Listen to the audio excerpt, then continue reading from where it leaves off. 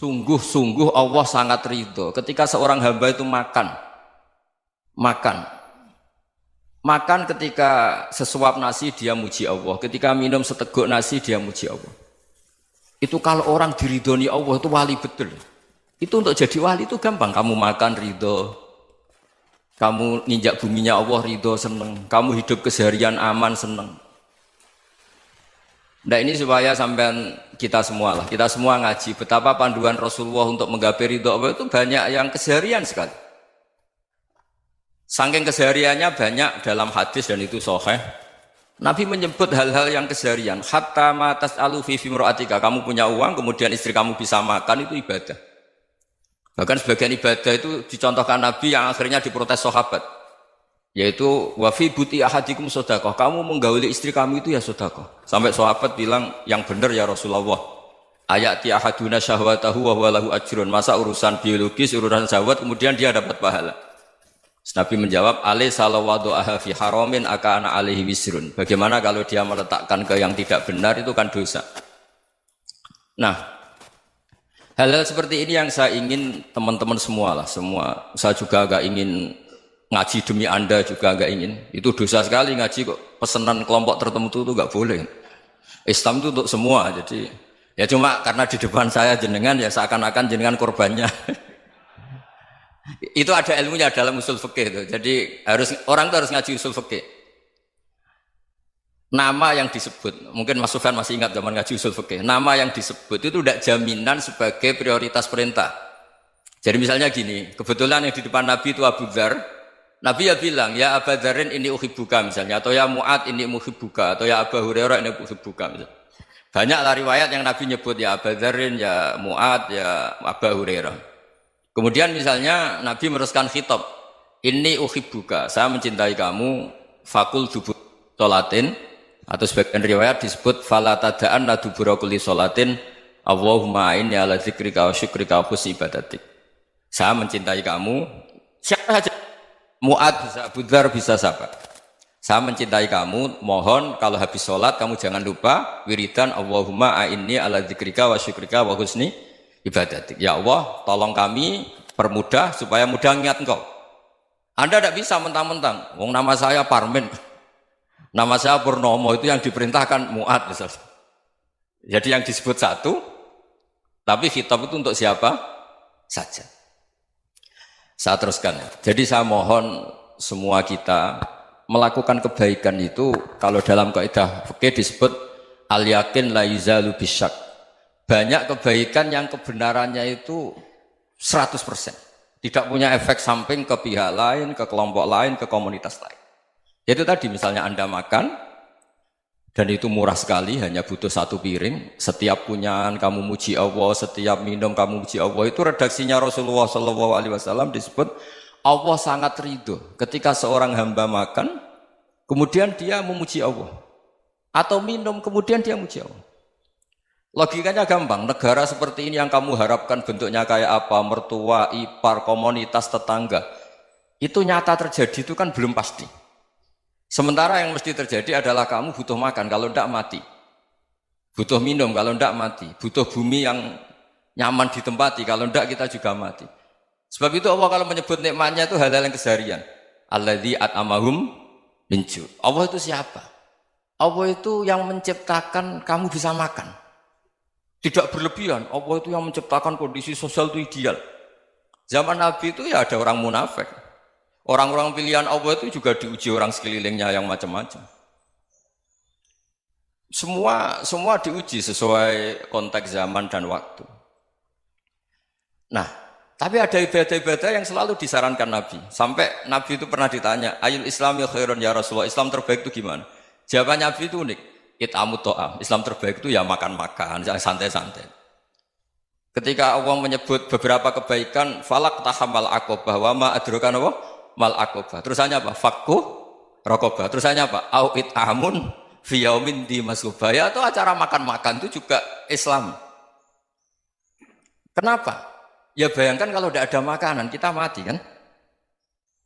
Kondisi sosial tidak ideal itu Anda masih gak apa-apa. Tapi kalau Anda tidak makan, Anda tidak minum, Kamu punya istri cerewet masih bisa hidup, punya mertua cerewet masih bisa hidup. Tapi kalau tidak makan bisa mati.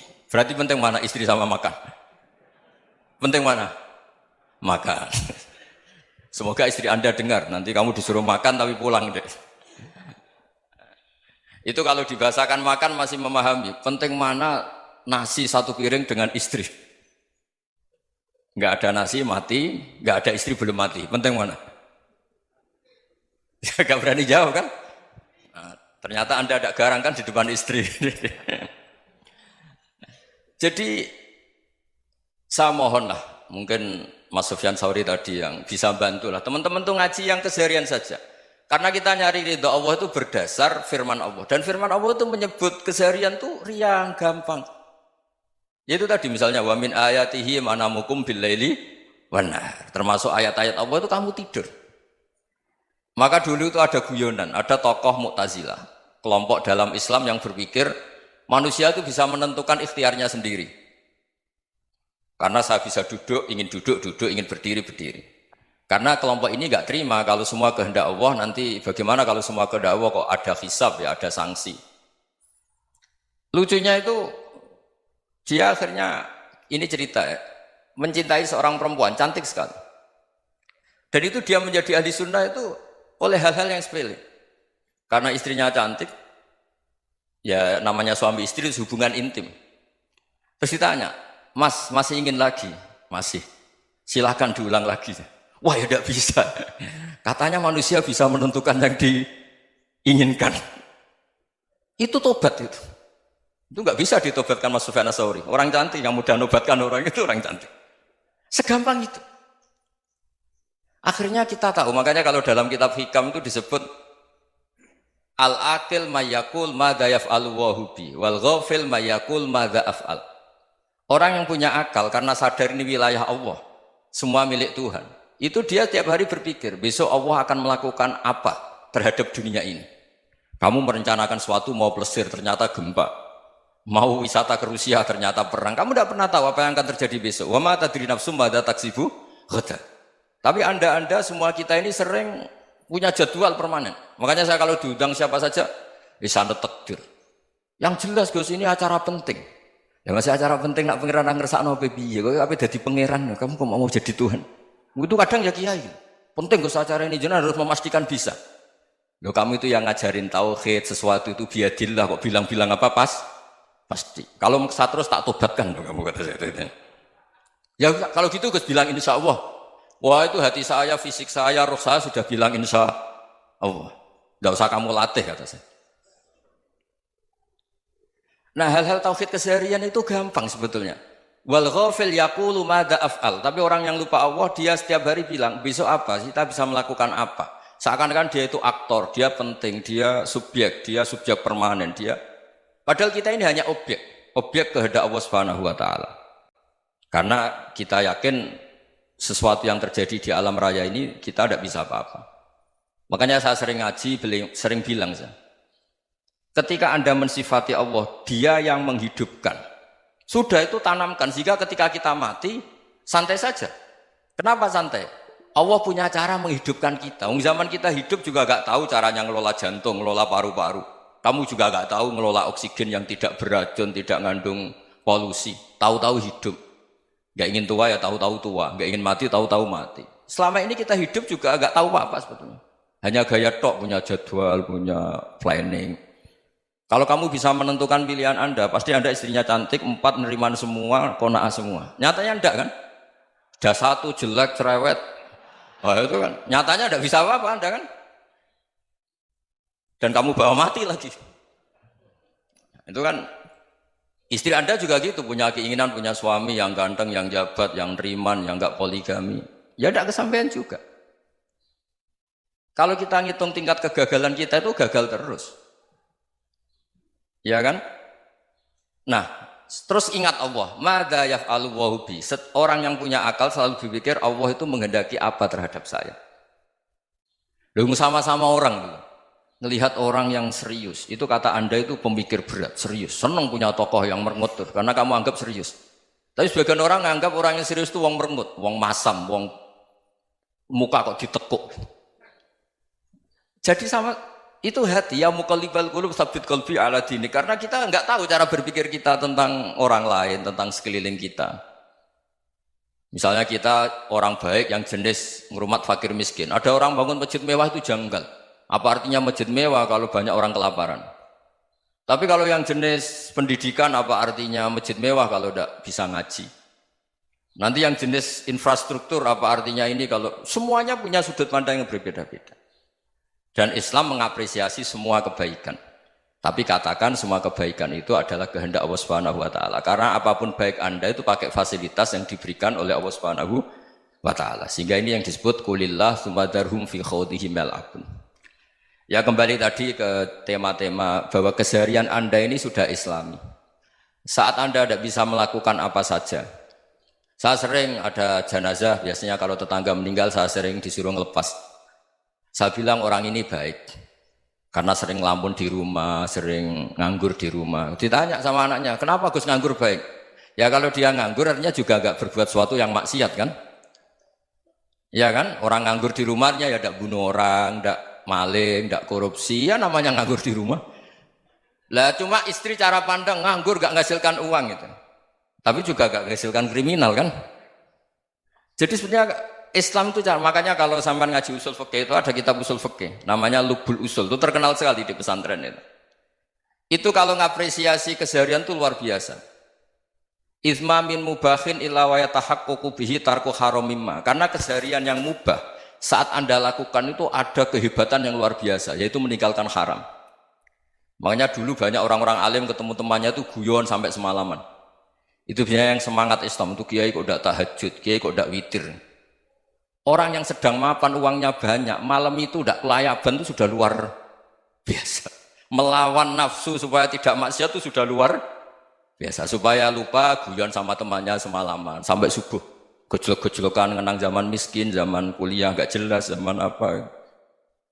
Melihatnya jangan tarkut tahajud. Seperti ini meninggalkan tahajud, tapi meninggalnya ini talkul muharramat. Jadi kayak apa hebatnya? Sehingga Imam Ghazali punya riwayat yang agak unik.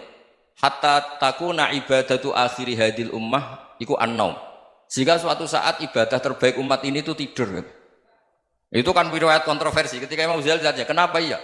Kenapa kamu mulai keluar dari rumah itu sudah banyak maksiat? Melihat perempuan yang enggak mahram, melihat fenomena. Tapi kalau kamu tidur itu enggak melihat apa-apa.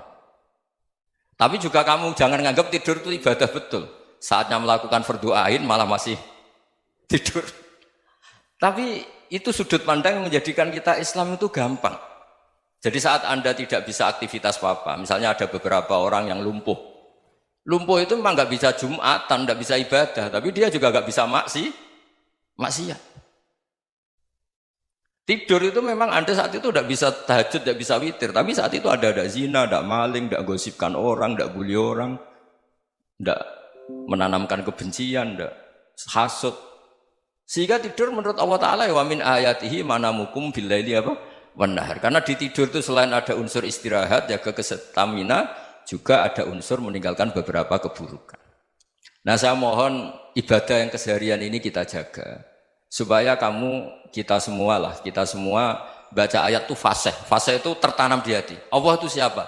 Alladzi at'amahum min ju'i wa amanahum min khauf. Dan Allah kalau cerita di Quran itu anna sababnal ma'a sabba thumma syaqaqnal ardha wa syaqqa fa ambatna fiha habba wa inaba wa qadba wa zaituna wa nakhla wa hadaika hulba. Kamu tahu saya ini siapa kata Allah? Saya ini adalah Tuhan yang menurunkan air. Kemudian ada tanaman banyak. Habba wa inaba wa qadba, ada zaitun, ada tin, kalau orang Jawa mungkin ada tela, ada padi, ada mangga, ada pisang. Sudah. Wa inaba wa zaituna wa nakhla wa hadaika hulba. Ada perkebunan yang lebat. Tujuannya apa? Mata Allahkum, silahkan kamu pakai, kamu nikmati. Tapi karena kadang kita ini punya ide-ide besar. Tadi untuk syukur saja nunggu punya istri riman, rumah baik, tetangga baik, komunitas baik, semuanya baik baru syukur. Lama-lama nanti ada di surga, syukurnya nunggu surga paling kelas A. Itu sudah ada yang menghuni Rasulullah, kamu nggak boleh di situ. Masa untuk syukur saja? Repotnya Masya Allah.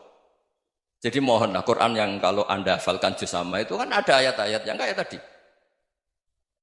Ya, fal yang dzuril insanu ila ta'ami. Coba lihat. Apa yang kamu makan ya? Dari mana? Dan untuk mempertahankan hidup kamu keseharian. Jadi jangan kira ibadah itu harus membentuk komunitas yang versi Anda. Ibadah itu harus yang hal yang mulu-mulu. Kesehariannya Anda alami. Loh ini saya tidak bikin-bikin. Saya ngaji bukan karena berdasar pesanan.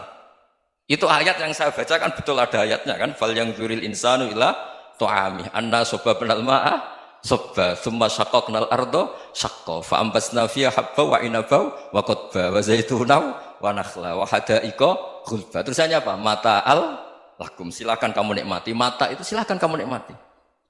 Ya kayak sampean dikasih hidangan ya makan. Ya sudah makan. Habis makan ya minum. Habis itu ngantuk ya tidur. Ya sudah normal-normal saja. Kayak apa indahnya Islam. Tapi Anda mencari Islam yang gimana lagi? Nah itu yang diajarkan guru-guru kita, diajarkan sanad kita sampai Wali Songo, sampai Rasulullah SAW. Bahwa pada akhirnya ada jihad, ada perang. Itu dulu memang perang, bukan membunuh. Beda.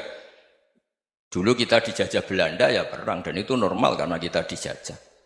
Jadi ketika orang lain ingin baik sama kita, wa in ahadum minal musyrikin astajaroka ya fajirhu hatta yasma'a kalam Allah. Kalau mereka ingin baik ya kita baik. Makanya ada istilah mustakman, mu'ahad. Kalau mereka ingin damai, berdampingan dengan kemajmukan ya itu yang lebih baik. Karena memang Islam menghormati proses perdamaian. Wa in janahu lis-salmi ya fajnah lah. Kalau ingin damai ya kita harus